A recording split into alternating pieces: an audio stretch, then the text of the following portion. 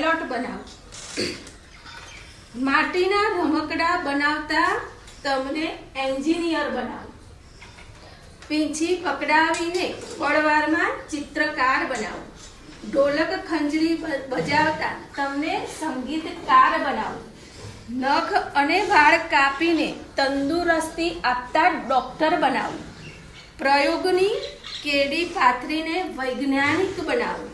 મારા પ્રતિબિંબ જેવા શિક્ષક તમને બનાવો.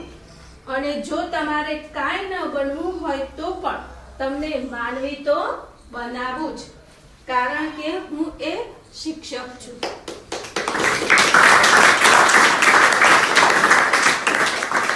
તમને અમે ટકોરે વારે વારે કેમ? તમે સારા માણસ બનો, સારા સંસ્કાર અહીંયાથી લઈને જાઓ, સારી એવી પોસ્ટ ઉપર જાઓ.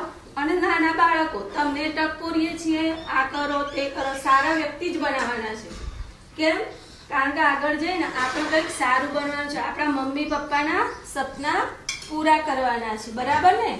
કરવાના કે નહીં? હા. હવે આપણા થોડાક જ દિવસો બાકી રહ્યા ભાઈ.